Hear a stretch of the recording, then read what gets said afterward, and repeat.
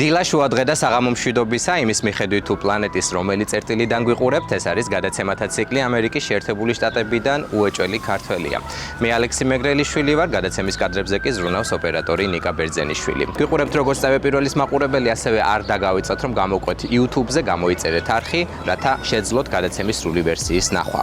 რაც შეეხება დღევანდელ გადაცემას, დღეს ორი სტუმარი მყავს, ცოლ-ქმარი, რომელიც მუშაობს დიდ სატვირთო მანქანაზე, ცხოვრობენ ამ სატვირთო მანქანაში და დადიან შტატებს შორის, თუ კონკრეტულად რა არის მათი საქმიანობა, თავად მოგიყვებიან ირაკლი შელია და თინათინ ჯოჯიშვილი. გამარჯობა მეგობრებო, რატომ ხართ დღეს ამ გადაცემაში სტუმრად, რით არის თქვენი ცხოვრება საინტერესო? პირველ რიგში მადლობა დაინტერესებისთვის, რაც შეეხება ჩვენს ისტორიას, სულ რამოდენიმე დაახლოებით 10 თვის წინ დავიწყეთ ემიგრაციაში ცხოვრება. პირველი ნაბიჯები, ასე ვთქვათ, ახლა დავასრულეთ და რაღაცნაირად თითქოს შევეჩვიეთ აქაურ ცხოვრებას. რაც შეეხება მიმდინარე დრასაც საქმიანობთ, ეს არის სატვირთო მანქანის მძღოლობა, მეც და ირაკლიც ერთ მანქანაზე, ასე ვთქვათ, ვენაცვლებით ერთმანეთს და ვატარებთ ასე ვთქვათ მანქანას, რომელთაც თითქმის ყველა შტატი თუ არ ვწდები, 5 შტატის გარდა ყველგან ვიყავით უკვე. მარტივი არ არის ეს ყველაფერი, მაგრამ ჩემი აზრით, ჩვენი დიდი პლუსი არის ის, რომ ერთად ვართ და ასე ვთქვათ, ვუმსუბუქებთ იმ ტვირთს, რასაც ერთად წევთ ამ საქმიანობით. რა შეგიძლიათ რომ გითხრათ? ბუნებრივი წარმოდგენები არის, როგორც ცხოვრობენ ადამიანები ამ კუთხით, მაგრამ აი თქვენეული ისეთი ისტორიები მოგვიყევით, აი რა ცხოვრება არის ეს, რაც ჩვენ შეიძლება ვერ წარმოვიდგინოთ. მე წარმოვიდგენ კი ბატონო რომ ხართ სატვირთოში, მაგრამ ძირითადად ერთი მძღოლი არის ხოლმე, ხო? მაგრამ თქვენი შემთხვევა არის, ოდესაც ხართ ორი. ეს პლუსია თუ მინუსია? რა თქმა უნდა, პლუსი არის. ესე შორიდან რა თქმა უნდა ნებისმიერ საქმე მარტივი ჩანს, მაგრამ რეალურად სანამ არ გამოცდი ვერ მიხვდები მაგ ყველაფერს. ანუ დამღლელია რა თქმა უნდა დაღლასთან ერთად, ანუ მარტო ერთი ადამიანი როდესაც არის, ანუ ერთი და იგივე ყოველ დღე. კი, რა თქმა უნდა, სხვადასხვა შტატებში დადიხარ, ეცნობი, ესე რომ ვთქვათ, შეიძლება დღეს ერთგან იყო და -30 იყოს და ორ დღეში უკვე ხა აქ როგორი ამინდიცა, ეგეთ კარგ ამინდში ხარ, მაგრამ პლუსი ჩვენი ის არის, რომ ვენაცვლებით ერთმანეთს და შესაბამისად, ანუ ის დაღლა, ის სტრესი, რაც არის იმდენად და იმ ეტაპზე არ გიწევს, ანუ სიტყვაზე თუ დაიღალე ან რაღაცა, პლუსი ის არის, რომ შეგვიძლია ნებისმიერ დროს ანუ ჩავანაცვლოთ ერთმანეთი და მაგასთან ერთად მარტოც არ ხარ. ესე რომ ვთქვათ, ან ხართ საყვარელ ადამიანებთან ერთად. კი ბატონო, საუბრობ სხვადასხვა რაღაცაზე, უზიარებ, ხმის გამცემი ყავს ელემენტარული და ანუ ერთად ხართ რა, ეს ერთად ვართ, ესე რომ ვთქვათ რა და ეგ რა თქმა უნდა დიდი პლუსი არის, კი რა თქმა უნდა. იმის ფონზე, რასაც გავდივართ ჩვენ, რასაც გადიან ყველანი, ვინც ამ საქმით არის დაკავებული. ირაკლი მახსენდა, რომ ერთ დღეს შეიძლება +20 გრადუსი იყოსო, ფარენგეიტები აქაურად შეიძლება უცებ გამყინვარებაში აღმოჩნდეთო, ესე იგი თქვენი გარდერობიც არის ძალიან ჭრელი და ხართ როგორც შეიძლება, ესე ქურთუკებით ასევე ზაფხულის. და კონდეს თან, იმიტომ რომ წარმოდგენა არ გაქვს მაგალითად ხვალანზე, რომელ შტატში მოგიწევს წასვლა და ანუ არ ვიცი, ეს ყინვა ჩემთვის ტანჯვა, ყოველთვის მირჩევნია ხოლმე, რომ თბილ შტატებში ვიაროთ, მაგრამ ესე მარტივიც არ არის, რომ დაგიგეგმონ ზუსტად. რამდენი ხნით ადრე იგებთ ხოლმე, რომელ შტატში უნდა წახვიდეთ? იმ დღით, როცა ტვირთს გვაძლევენ იქამდე. ანუ დღეს იგებ, რომ ხვალ მიდიხარ, თუ შეიძლება დღესვე მიდიხარ. რატომ აერჩიეთ ეს გზა? არსებობს ძალიან ბევრი სხვა გზა, ხო, ამერიკის შეერთებულ შტატებში, რასაც შეიძლება საქმიანობდეს ადამიანი და ეს თქვენი სფერო, ბუნებრივია, რომ არის მესმის, რომ თავგადასავალიც და ძალიან მაგარია თან საყვარელ ადამიანთან ერთად, ასე ვთქვათ, გარშემო უვლიდი ამერიკას, მაგრამ ამას ალბათ მაინც რომანტიკა და ხიბლი აქვს, როდესაც მოგზაურობ. ეს არის მოგზაურობა, მუშაობა. რაც ვფიქრობ, რომ მაინც ძალიან დამღლელია, რატო აერჩიეთ ეს გზა და თუ გიცდიათ სხვა საქმის გამონახვა მანამდე. თავდაპირველად რო ჩამოვედით, ალბათ როგორც 99% ჩვენს დელივერზე მუშაობდით და განვიხილავდით რაღაც იმ მომენტში ალბათ უფრო ვფიქრობდით, რომ რაღაცა შეგვეძლო პროფესიითაც მალევე გვენახა, მაგრამ ესე მარტივი ყველაფერი არ არის და ასე ვთქვათ, დროულად და ჩვენი გეგმების მიხედვით. თავდაპირველად ირაკლიმ რო გააჟღერა, რომ სატვირთო მანქანაზე წავიდეთ, რაღაცა სასაცილოდაც არ მეყო და ვერც წარმოვიდგენდით, ან თუ შევძლებდი ამას, იმიტომ რომ ნუ პატარა მანქანაზე გამოცდილება კი მქონდა მართვის, მაგრამ ამხელა მანქანას თუ როდისმე მოვარჯულებდი, ვერ წარმოვიდგენდი და რაღაცნაირად სასაცილოდაც არ მეყო. მე რაღაც ისე მოხდა, რომ ჩვენი ნაცნობი მეგობარი მუშაობს, ასე ვთქვათ, სატვირთო ავტომობილზე და პირველმა იმან მითხრა, რომ შეიძლება და ერთ და იგივე მანქანაზე გვემუშავა, საკმაოდ ბევრი ყოფილა თურმე ქართველებიც მათ შორის, ვინც ასე წყვილი მუშაობს სატვირთო ავტომობილზე და წარმოდგენა არ მქონდა და არ ვიცოდი მოკლედ, რომ შესაძლებელი იყო. და მე რაღაცნაირად ჭკუაში დაგვიჯდა, რომ გვეცადა და სიმართლე ვიგითხრათ, საკმაოდ მარტივად და მალე ვიავიღეთ ავტოსკოლის, ასე ვთქვათ, მეცადინეობების შემდეგ ცოტა კი გამიჭირდა, ეხლა არ მოგატყუებ. პატარა მანქანასთან კი რა თქმა უნდა ბავშვობიდან გამოცდილება მქონდა, მაგრამ დიდ მანქანასთან არასდროს არანაირი გამოცდილება არ მქონდა. ეს არის სხვა სამყარო. სხვა კი ბატონო, დიახ. გამოცდილებასთან ერთად მაინც ჭირდება რა როგორ კეთდება, რანაირად შესაბამისად მოვიძიეთ სკოლა, ესე ვთქვათ, ლიცენზირებული რომელიც იყო. და დავიწყეთ სიარული ამ სკოლაში, სადაც უკვე პრაქტიკულ ნაწილს გადიხარ, ნოლიდან ყველაფერს გასწავლიან, თავარია რა თქმა უნდა მონდომება და შენზეა დამოკიდებული ყველაფერი, რას როგორ აითვისებ. გამოცდის ჩაბარების შემდეგ ირაკლი იყო წასული 3 კვირა სტაჟირებაზე. და ჯოჯოხეთი იყო ჩემთვის ეს პერიოდი აქ მარტო ყოფნა. ამ 3 კვირის შემდეგ უკვე მოგწეს ჩვენი მანქანა. და უკვე მე ვიყავი მერე ირაკლის სტაჟიორი იმ მანქანაზე. სადაც ასე ვთქვათ, სწავლობ ყველაფერს პრაქტიკაში, რაც შეიძლება გაიარო. ძალიან საინტერესო საკითხს მივადექით. იყავი სტაჟიორი ირაკლის. გვინდა რომ ეხა მოგვიყვე როგორია თქვენი ურთიერთობა ძღოლობის კუთხით. ხომ არ უშლით ერთმანეთს ნერვებს და ბუნებრივი ეხა მანამდე რომ არ გქონდათ გამოცდილება ამ დიდ მანქანაზე, მიუხედავად იმისა რომ პატარა ავტომობილზე გქონდათ ეს გამოცდილება, იყო ახალი რაღაცები, რაც ესე პრაქტიკაში უნდა გესწავლათ. ხომ არ აუშალეთ ამ პროცესში ნერვები ერთმანეთს? კი. რა თქმა უნდა, კი. მაგის გარეშე. ჩვენ პატარა მანქანაზეც კი, ანუ ზოგადად ხო ესე არის, რომ პატარა მანქანაზეც კი ცოლ-ქმარს ყოველთვის კამათი აქვს. ვინ უკეთ მართავს და წარმოიდგინეთ ამხელა მანქანა, არ ვიცი. რომელს აუშალეთ თუ ორივე ვიყოთ გულახდილები, მაგრამ დღესაც კი როცა უკვე ასე ვთქვათ, გამოცდილ მძღოლებად ვითვლებით და დამოუკიდებლად დავდივართ როცა მეორეს წინავს. 8 საათი რო ეწინოს ირაკლის და მართავდე მანქანას, აი მე-9 საათზე რო გამოვა, მარჯვნიდან შემოუარე, ეს გაატარე. და ცოტა ნერვების მომშონის სიმართლე. რჩევებს იწყებს, არასაჭირო რჩევებს იწყებს მაინც და დავიდე. თავი აღარ გაგდა იძინე მე გემრიელად და აჰა, ესე იგი თქვენი რეჟიმი რო ესე იგი იყოს უფრო ცხადი, ერთი რო მართავს, მეორეს ძინავს. როგორი კვებებით და თუ ანებივრებთ თავს იმით რომ თქვენ თავად მოამზადოთ, როგორც ვიცი პატარა გასქურები აქვთ ხოლმე მძღოლებს და ასე შემდეგ. და რას ამზადებთ, რა ვიცი, ან ქართულ კერძებს თუ ამზადებთ? დრო, როდესაც გვაქვს ფუჭა და რუკარგავთ და ვცდილობთ ხოლმე რომ ჩვენი თვე მოვამზადოთ საკვები.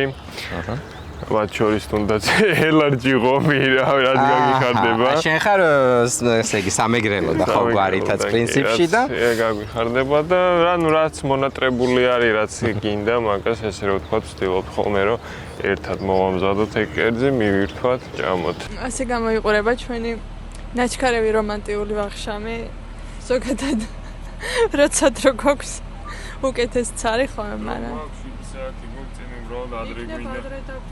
ხვალ ვისვენებთ. წყვილის ურთიერთობაში არის ხოლმე მომენტები, როდესაც აი დასვენება ჭირდება ადამიანს, თუნდაც საყვარელი ადამიანისგან და რაღაცა პერიოდი, თუნდაც აი გადის ახლიდან რომ ამბობენ ხოლმე რა თუ გბეზრდებათ ერთმანეთი, გავიგეთ რომ გიყვართ ერთმანეთი და ასე შემდეგ, მაგრამ მაინც 24 საათი თქვენი საკუთარი პირადი სივრცე ალბათ არ გაქვთ და თუ არის ხოლმე ეგ მობეზრების მომენტი, როდესაც ეუბნებით რომ აი გადადი მანქანიდან.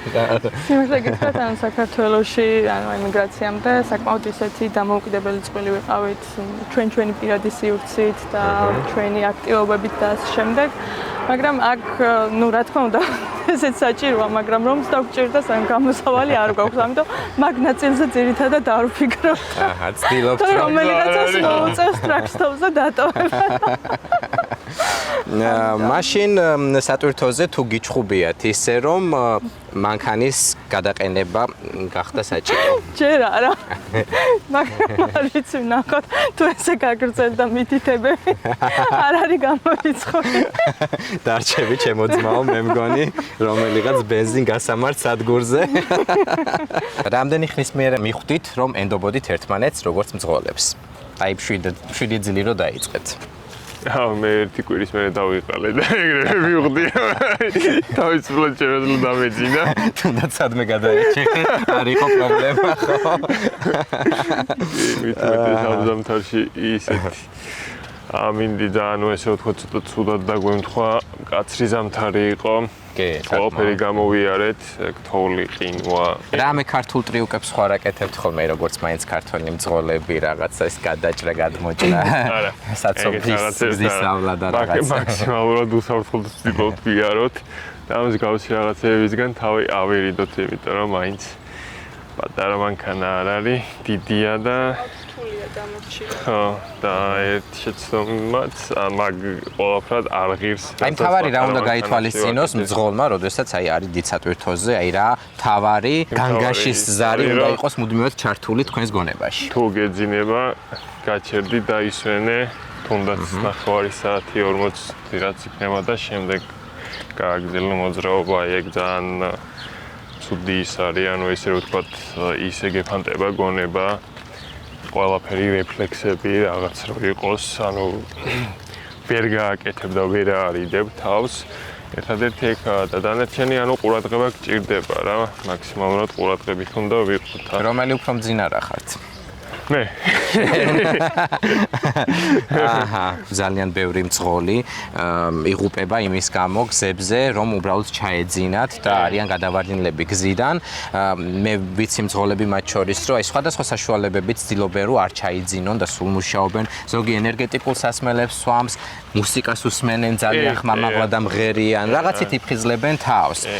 ეს მძღოლის ბრალი არის ხოლმე, რომ დაუშვათ უფრო მეტი იმუშაოს და აღარ უფრთხილდება საკუთარ თავს, თუ ეს ისეთი სამუშაოა, რომ ამას მძღოლი ვერ აკონტროლებს და უბრალოდ კომპანია ეუბნება და ვალდებულია, რომ აი ამ რეჟიმით იმუშაოს.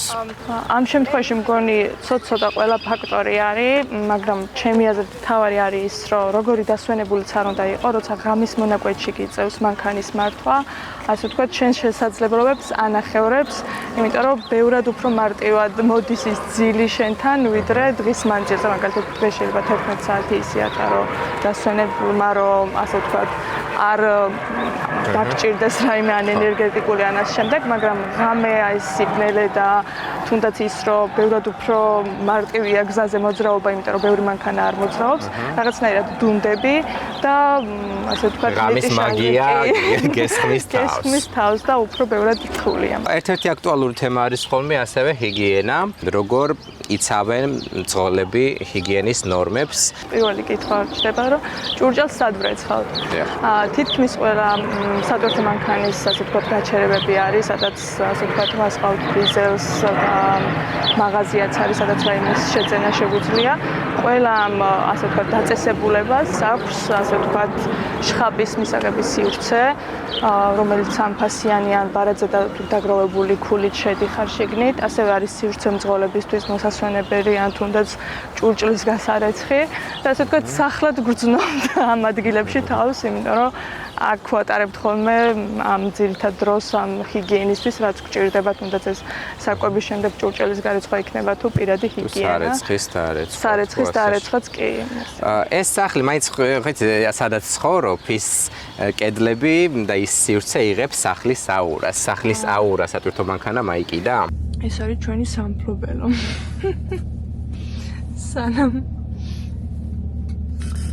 სანამ რამე იქნება. კი, ან ჩემი აზრით ჩვენ ვქნით სახლს, სადაც ვართ და ბევრად უფრო მარტივიც არის, როცა ამ ყველაფერს ისე უყურებ, რომ სახლი არის და ასე ვთქვათ, ფსიქოლოგიურად მაინც და მაინც თავს არის სტრესაო. ამიტომ ამ მომენტში ჩვენი სახლი და კერა არის კი ეს მანქანა და რაღაცნაირად ყველაფერს ეჩვევენ მოკლედ და ამ სახლსაც ამ ეტაპზე შეჩვეულები ვართ. რა არის თქვენი პატარ-პატარა ბედნიერებები ყოველდღიური ამ თქვენს რთულ საქმიანობაში? ალბათ ისევ პირველ რიგში ის, რომ ერთმანეთის გვერდით ვართ და არ ვიცი, ეს მხიარულობა იქნება, დარდით, სტრესით, თუ გამათიც? ერთად გადაგვაქვს, იმიტომ რომ რაც არ უნდა იყოს, როგორი კუთხითაც არ უნდა შევხედოთ, რომ რაღაცები მოკლედ მარტივად დავხატოთ. საკმაოდ რთულია ეს ყველაფერი და სტრესული, რა ვიცი, დღეს შეიძლება სტრესი იყოს, სხვა მხიარულობა, მაგრამ ბალანსი საჭიროა. ამიტომ ამას ერთმანეთს, ასე ვთქვათ, უბალანსებთ. არის პერიოდები, რომ მე მაქვს, ასე ვთქვათ, რაღაც დეპრესიული ფონი და გამხნევება მჭირდება. არის მომენტები, რომ პირიქით, ასე ვთქვათ, ირაკლის ჭირდება გამხნევება და ასე ვთქვათ, შემოლაწუნება, რომ ყველაფერი კარგად იქნება და ჩვენი აზრით, ჩვენი ბედნიერებაც ეგ არის, რომ ამის საშუალება გვაქვს, რომ ერთმანეთი გავამაგროთ და ასე ვთქვათ, წინ გავაგრძელებინოთ სვლა. ეს ყველაფერი ამა დღეს ფინანსურ ნაწილს გულისხმობ, რამდენად შემოსავლიანია, ბუნებრივია არ გთხოვთ რომ დაასახელოთ თქვენი შემოსავალი კონკრეტულად, უბრალოდ ვინმეს რომ უნდადეს სამ სფეროს არჩევა, ღირს თუ არა. რა თქმა უნდა, ერთ-ერთი მთავარი მიზეზი ალბათ დროის მოგება იყო, რატოც გადავწყვიტეთ, იმიტომ რომ იმდენად რთული იყო ჩემთვისაც და ირაკლისთვისაც ოჯახის წევრების დატოვება და რაღაცა კარიერას მოკლედ ვიშენებდი საქართველოში და პროფესია? IT პროფესია გვაქვს ორივეს. მე ვიყავი IT პროექტ მენეჯერი, ირაკლი ტექნიკური საფორთი და რაღაც იმ მიზნებს რაც გვქონდა იმ ეტაპზე, ასე ვთქვათ, ფრთები ვერ შევასხით. ამიტომ აქ წამოსვლის პირველი მიზანი და მიზეზი იყო ის, რომ ასე ვთქვათ, ჩვენი მიზრები უმოკლეს ვადებში შეგვესრულებინა და ეს გადაწყვეტილებაც იმიტომ მივიღეთ, იმიტომ რომ იმდენად რთული იყო ეს ოჯახის წევრების დატოვება, რომ ასე ვთქვათ, დროს ვერ დავკარგავდით და ეს პირველი მიზეზი იყო ამ გადაწყვეტილებას. შენმა ოჯახის წევრებმა რო გაიგეს პირველად, რომ დიდ სატვირთო მანქანაზე აპირებდი მუშაობას, რა რეაქცია მიიღე? მე მგონი ყველას შოკი ქონდა, მაგრამ სიმართლე რო გითხრათ, გაკვირვებაც იმდენად აღარ გვეხუმრებიან ხოლმე, რომ რაღაც კოსმოსიდან თუ დაგვირეკავთ მომდევნო ჯერზე არ გაგვიკვირდება, თქვენგან აღარაფერი აღარ გაგვიკვირდება, მაგრამ რა თქმა უნდა პირველი რეაქცია შოკიც იყო. თან ყველა მიცის, რომ მარტივი არ არის და ეს ნერვიულობის ფაქტორიც საკმაოდ იყო ჩართული, მაგრამ ნუ გაგვიგეს, მიიღეს ჩვენი გადაწყვეტილება და ჩვენ ყველაფერს გავაკეთებთ, რომ დავანახოთ, რომ სწორი გადაწყვეტილება მივიღეთ ამ ეტაპზე ყოველ შემთხვევაში. შენი პროფესია თუ გენატრება ხოლმე და რა გრძნობაა ეს? სიმართლე გითხრათ, კი, რაღაც აქ როცა ჩამოდიხარ, ხო გაქვს ყველაფრის თავიდან დაწყების, მაგალითად სხვა პროფესიის და უფლების და რაღაც მაგ მომენტსაც რო ვფიქრობდი, მაგალითად რაღაც კურსები გავიაროთ, ასე ვთქვათ, სხვა პროფესიის არჩევის სურვილი არ მქონდა, იმიტომ რომ მიყვარდა ის საქმე, რასაც ვაკეთებდი. ხა მოგვიყევით, საიდან მოხვდით ამერიკის შეერთებულ შტატებში და თქვენ ერთმანეთი სად გაიცანით, თქვენი სიყვარულის ისტორიაც მოვყვეთ აქ. ჩვენი სიყვარულის ისტორია საკმაოდ წლებს ითვლის, ჯგუფელები ვიყავით და ანუ ერთი პროფესია გაქვთ. ერთი პროფესია გვაქვს, კი, უნივერსიტეტში გავიცანით ერთმანეთი. დაახლოებით 7 წელი ვიყავით შეყვარებულები, როცა მოვიგე მწვანე ბარათი, მაშინ არ ვიყავით დაოჯახებულები და იმ მომენტში ყველა მირჩევდა, რომ ხელი არ მოგვეწერა და ასე ვთქვათ, არ გამერისკა, რადგან რისკი იყო, რომ მეც აღარ მიმეღო ვიზა. იმ მომენტში იმდენად აჟიტირებული ვიყავი ამ სიხარულით, რომ რაღაცა ჩემი ოცნება იყო ამერიკაში, ასე ვთქვათ, ერთხელ მაინც ჩამოსვლა. მე რამდენი წაზე მოიგე? მეორე წაზე. ოღონდ აი ვერც წარმოვიდგენდი და ეს ძალიან შოკური მომენტი იყო და ამ შოკმა იმოქმედა მე მგონი რაღაც მომენტი ვფიქრობდი რომ ირაკლისთვის ხელი არ მომეწერა. ხო, ძალიან დიდი რისკია ხოლმე ეგ როცა მოგების შემდეგ აწერენ ხელს წყვილები. მე კი მივხვდი რომ საბედნიეროდ კარგი იყო ის რომ გავრისკე, იმიტომ რომ მარტო საკმაოდ გამიჭირდებოდა აქ. იფიქრე სად მივდივარ, მაშინ ბედნიერება და დამატებითი მუშახელი ერთად უკეთესი იქნებოდა. დაუპე თუ ააშენე ეს ბიჭი ახლა. მოდი ეგ ირაკლიმ გვიპასუხა.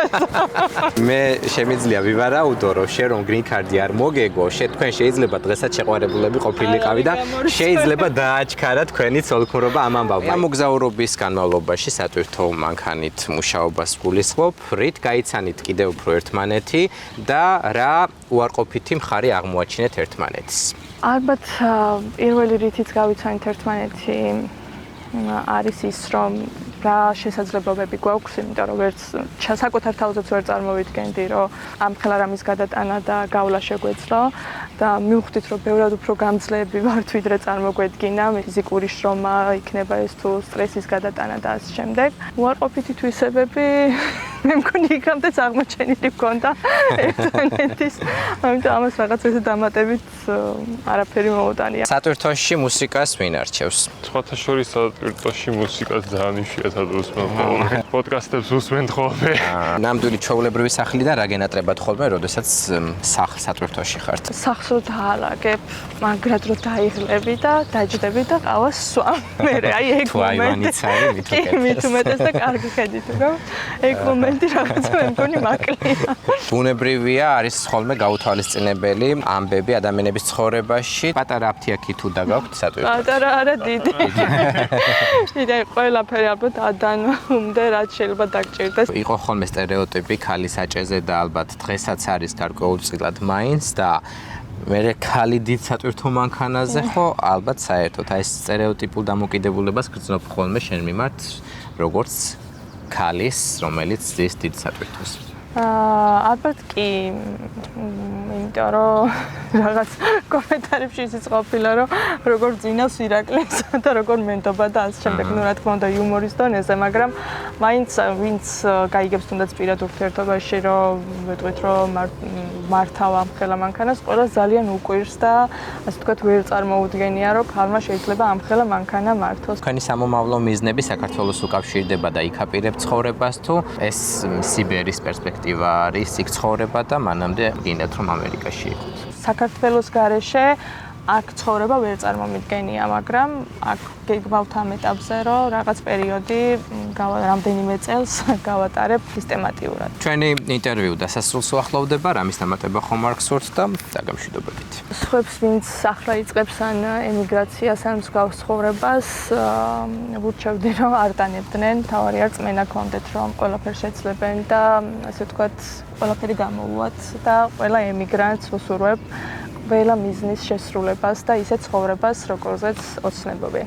არ უნდა გაჩერდე და იმ მიზნებისთვის, იმ ყველაფრისთვის და იმ უკეთესი მომავლისთვის მაქსიმუმს უნდა ეცადო და სწორედ აქ ამ უცხო მიწაზე ესე შორს სწორედ იმ ყველაფერს აღმოაჩენ თუ რისი გაკეთება შეგიძლია. ძალიან დიდი მადლობა თითოეულ თქვენგანს ორივეს იმისთვის რომ დამითმეთ თქვენი ძვირფასი დრო. მინდა რომ აგისრულდეთ ყველა ის ოცნება რაც გაქვთ და რისთვისაც ყოველდღიურად მაღალი მოტივაციით და დიდი შრომით მიუძღვებით. წარმატებები მეგობრებო, ასეთი იყო დღევანდელი გადაცემა, მე გემშვიდობებით ერთი კვირით. არ დაგავიწყოთ რომ გამოყვეთ სოციალურ ქსელებში, გამოიწერეთ ჩვენი YouTube არხი, რათა ნახოთ გადაცემის სრული ვერსიები. დროებით.